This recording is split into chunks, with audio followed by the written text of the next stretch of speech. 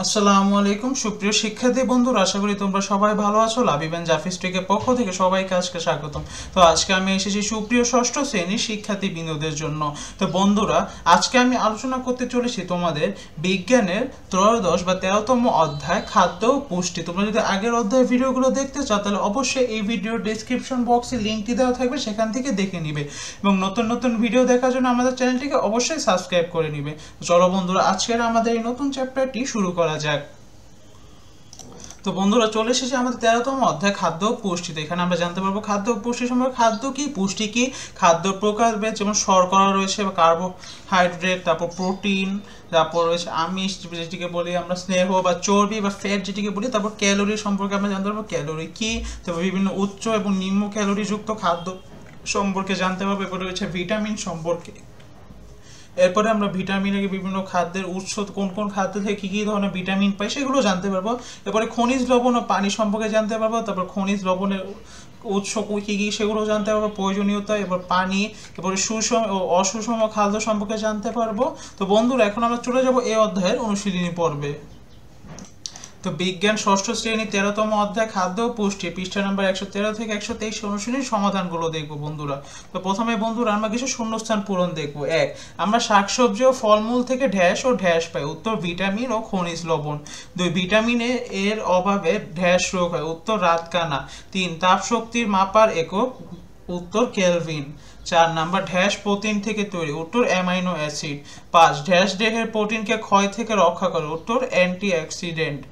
এরপরে আমরা কিছু লাইন টেনে ডান থেকে বামের বস্তুগুলো যেটি যে শ্রেণীর বাম দিকে সেই শ্রেণীর সাথে যুক্ত করবো। তো এখানে যেটি যেই শ্রেণীর হবে, যেই শ্রেণীর খাদ্য, সেগুলো আমরা তীর দিয়ে মিলিয়ে নিব। যেমন প্রোটিন, এটি মাংস, প্রোটিনের সাথে। এবার আমরা ডান দিক থেকে আগে মিলে, যেমন মাংস হচ্ছে প্রোটিন, বাদাম হচ্ছে চর্বি, মাছও প্রোটিন, আলু হচ্ছে শর্করা, দুধ হচ্ছে প্রোটিন, ডিম হচ্ছে প্রোটিন। এরপরে মাখন, মাখন এখানে আমাদের হবে চর্বি, ঘি চর্বি, সয়াবিন তেল বা সয়াবিন যেটিকে বলি এটিও চর্বির মধ্যে পড়ে। এরপরে বন্ধুরা আমরা কিছু বহু নির্বাচনী প্রশ্নের মধ্যে দিয়ে চলে যাব। এক, নিচের কোনটি পানিতে দ্রবণীয়? এটি হবে ভিটামিন বি। এরপরে দুই, নিচের কোনটি প্রাণীজ আমিষ? এটি হবে আমাদের দুধ। এরপরে বন্ধুরা এখানে কয়েকটি ছবি দেওয়া রয়েছে, এই ছবিগুলো দেখে 3 ও 4 নম্বর প্রশ্নের উত্তর দিব। তো উপরে কোন খাদ্য শ্রেণী তুলনামূলকভাবে বেশি? এখানে সরি বন্ধুরা, এখানে আমাদের উত্তরটি হবে আমাদের কার্বোহাইড্রেট বা শর্করা, যেটি হবে ব্রেড বা সি হবে এখানে আমাদের উত্তর। এবারে পরিপাক নালী ও পরিষ্কারের ভূমিকা রাখে কোনগুলো? এখানে হবে 1, 2, 3, কারণ এখানে আমাদের এ বি সি এই তিনটাই আমাদের পরিপাক নালী পরিষ্কারের ভূমিকা রাখে। এরপরে বন্ধুরা আমরা চলে যাব কিছু সংক্ষিপ্ত প্রশ্ন উত্তরের মধ্যে দিয়ে। খাদ্য তালিকায় লোহার উপকারিতা কি? উত্তর, খাদ্য তালিকায় লোহার উপকারিতা হলো হিমোগ্লোবিন তৈরিতে সাহায্য, লোহা রক্তে হিমোগ্লোবিন তৈরির জন্য অপরিহার্য। হিমোগ্লোবিন লোহিত রক্ত কণার একটি গুরুত্বপূর্ণ উপাদান, যা ফুসফুস থেকে অক্সিজেন সারা শরীরে কোষে বহন করে নিয়ে যায়। এরপর অক্সিজেন পরিবহন, এটি শরীরের সমস্ত অংশে অক্সিজেন সরবরাহে গুরুত্বপূর্ণ ভূমিকা রাখে। শক্তি উৎপাদন, শরীরের শক্তি উৎপাদন প্রতিক্রিয়া লোহা সহায়তা করে।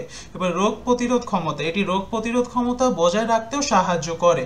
এবার লোহার অভাবজনিত রোগ প্রতিরোধ, খাদ্য তালিকায় পর্যাপ্ত লোহা থাকলে রক্ত স্বল্পতা বা অ্যানিমিয়া রোগ প্রতিরোধ করা যায়। 2 নাম্বার, আবার আমরা খাবার খাই কেন? উত্তর, আমরা খাবার খাই প্রধানত নিম্নলিখিত কারণগুলির জন্য। উত্তর, শক্তি বা এনার্জি লাভ, কাজ করা, হাঁটাচলা করা থেকে শুরু করে শরীরের অভ্যন্তরীণ সকল প্রতিক্রিয়া যেমন শ্বাস প্রশ্বাস, রক্ত সঞ্চালন চালানোর জন্য প্রয়োজনীয় শক্তি খাদ্য থেকে পাওয়া যায়। দেহের বৃদ্ধি ও গঠন, গ্রোথ এবং ডেভেলপমেন্ট, খাদ্য দেহের নতুন কোষ তৈরি, পেশি ও হাড়ের বৃদ্ধিতে এবং ক্ষয়পূর্ণে সাহায্য করে। রোগ প্রতিরোধ ও সুরক্ষা বা প্রোটেকশন যেটিকে বলা হয়, খাদ্য দেহে রোগ প্রতিরোধ ক্ষমতা বাড়াতে সাহায্য করে এবং শরীরকে বিভিন্ন রোগ থেকে রক্ষা করে। এবার মানুষ শুধু ভাত খেয়ে বাঁচতে পারে না কেন? উত্তর, মানুষ শুধু ভাত খেয়ে বাঁচতে পারে না কারণ পুষ্টির অভাব বা ল্যাক অফ ব্যালেন্স নিউট্রিয়েন্টস। তোমাদের এখানে তোমরা যারা বাংলা ভাষণের জন্য এখানে ইংলিশটি লেখা দরকার নেই, এটি আমাদের বোঝার সুবিধার্থে লিখেছি। সুস্থভাবে বেঁচে থাকার জন্য খাদ্যের 6টি উপাদান শর্করা, প্রোটিন, ফ্যাট, ভিটামিন, খনিজ লবণ এবং জল, এর সবটিরই সবকটিরই প্রয়োজন। ভাত হলো প্রধানত শর্করা কার্বোহাইড্রেট জাতীয় খাদ্য। প্রোটিনের অভাব, প্রোটিন দেহের বৃদ্ধি ও ক্ষয়পূরণের জন্য অত্যাবশ্যক, যা ভাতে পর্যাপ্ত পরিমাণে থাকে না। ভিটামিন ও খনিজ লবণের অভাব, শরীরের রোগ প্রতিরোধ ক্ষমতা এবং বিভিন্ন অভ্যন্তরীণ প্রতিক্রিয়া নিয়ন্ত্রণের জন্য প্রয়োজনীয় বেশিরভাগ ভিটামিন ও খনিজ লবণ ভাতে নেই। অপুষ্টি, ম্যাল নিউট্রিশন, দীর্ঘকাল শুধুমাত্র ভাত খেলে প্রয়োজনীয় প্রোটিন, ফ্যাট, ভিটামিন ও খনিজ লবণের অভাবে অপুষ্টি দেখা দিবে, যা গুরুতর স্বাস্থ্য সমস্যার কারণ হবে।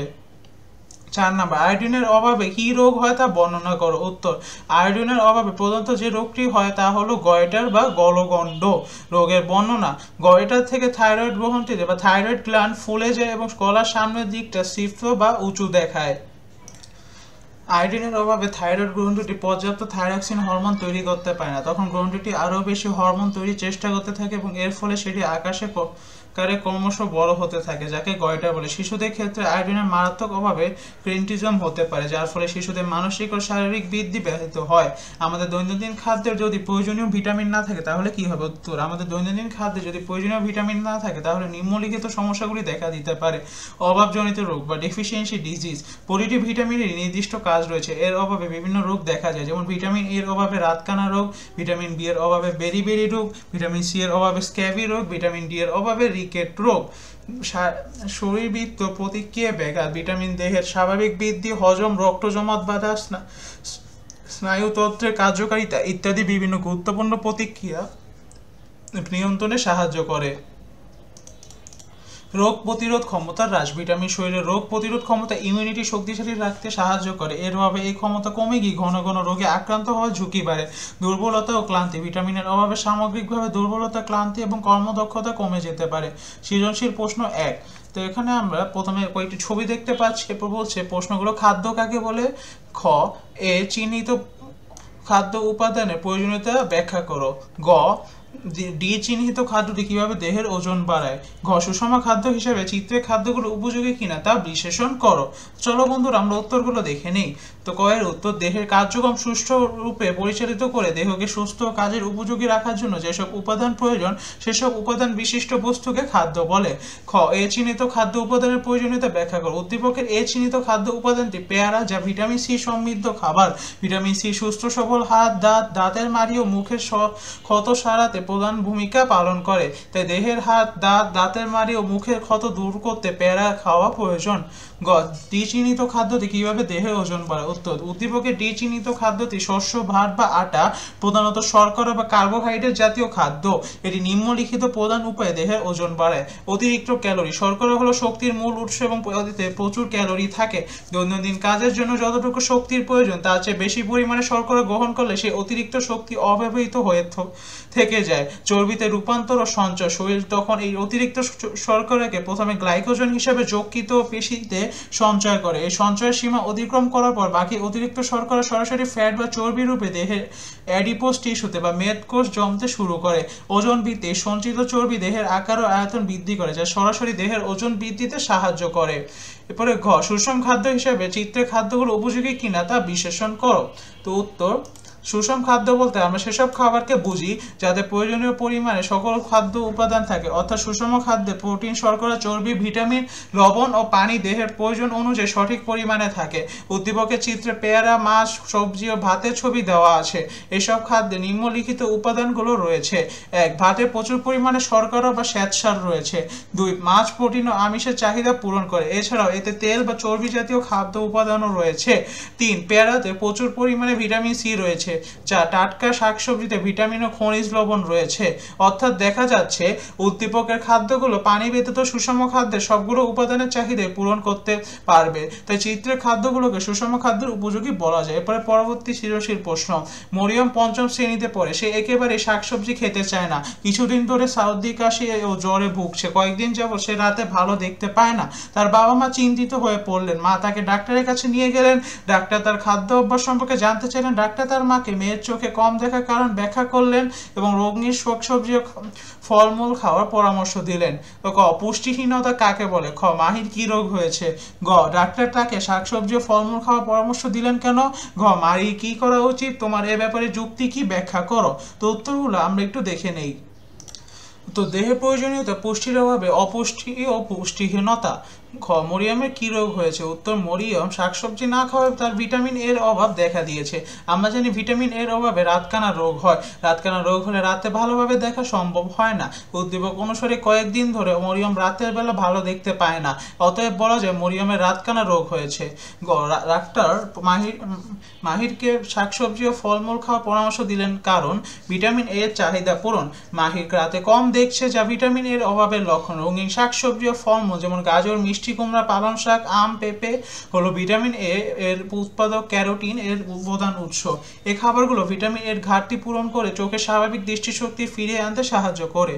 রোগ প্রতিরোধ ক্ষমতা বৃদ্ধি। শাকসবজি ও ফলমূলে প্রচুর পরিমাণে ভিটামিন সি ও অন্যান্য খনিজ লবণ থাকে। ঘন ঘন সর্দি কাশি প্রতিরোধের জন্য এই উপাদানগুলো রোগ প্রতিরোধ ক্ষমতাকে শক্তিশালী করতে অত্যন্ত জরুরি। পুষ্টির ভারসাম্য। যেহেতু মাহি শাকসবজি খেতে চায় না, তাই তার খাদ্যে ভিটামিন ও খনিজ লবণের ঘাটতি রয়েছে। শাকসবজি ও ফলমূলের এই ঘাটতি পূরণ করে তাকে পুষ্টিহীনতা থেকে রক্ষা করবে। মাহির কি করা উচিত? তোমার এ ব্যাপারে যুক্তি কি ব্যাখ্যা করো? উত্তর, ডাক্তারের পরামর্শ অনুযায়ী মাহির অবিলম্বে তার খাদ্য অভ্যাসে পরিবর্তন আনা উচিত। তার নিম্নলিখিত পদক্ষেপগুলো নেওয়া উচিত। রঙিন শাকসবজি ও ফলমূল খাওয়া। ডাক্তার তাকে যে রঙিন শাকসবজিও খেতে বলেছেন সেগুলো নিয়মিত খেতে হবে। চিকিৎসা নাও। ডাক্তার যদি কোনো ভিটামিন ক্যাপসুল বা ওষুধ দেন তবে তা নির্দিষ্ট সময় ধরে সেবন করতে হবে। সুষম খাদ্য গ্রহণ। কেবল শাক সবজি নয়, প্রোটিন, শর্করা ও চর্বিযুক্ত অন্যান্য খাবার সঠিক পরিমাণে খেতে হবে যাতে তার শরীর প্রয়োজনীয় সব পুষ্টি উপাদান পায়। আমরা যুক্তি হলো মাহি যদি সুস্থ থাকতে চায় এবং দৃষ্টিশক্তির সমস্যা দূর করতে চায় তবে তার খাদ্য পরিবর্তন করা অপরিহার্য। এর পেছনে যুক্তিগুলো হলো স্বাস্থ্যের ভিত্তি খাদ্য। আমাদের দেহের বৃদ্ধি, শক্তি উৎপাদন ও রোগ প্রতিরোধের মূল ভিত্তি হলো সঠিক খাদ্য। মাহির কেবল শাকসবজি এড়িয়ে যাওয়ার ফলে ভিটামিন এ এবং অন্যান্য পুষ্টি উপাদানের অভাবে অসুস্থ হয়েছে। ভিটামিন এর ঘাটতি পূরণ। রাতকানা একটি প্রতিরোধযোগ্য রোগ। যেহেতু এটি সরাসরি ভিটামিন এর অভাবে হয়, তাই এই ভিটামিনের প্রাকৃতিক উৎস রঙিন শাকসবজি ও ফলমূল খেলে তার চোখ ধীরে ধীরে স্বাভাবিক হবে। তো সুপ্রিয় বন্ধুরা, এটি ছিল আজকের জন্য। সবাইকে অনেক ধন্যবাদ এই ভিডিওটি দেখার জন্য। আমাদের পরবর্তী ভিডিও শুরু হবে চতুর্দশ বা 14তম অধ্যায়, পরিবেশের ভারসাম্য ও আমাদের জীবন। সেই ভিডিওটি দেখার জন্য তোমাদের সবাইকে অনেক আমন্ত্রণ রইল। তো সবাইকে অনেক ধন্যবাদ এই ভিডিওটি দেখার জন্য। আসসালামু আলাইকুম।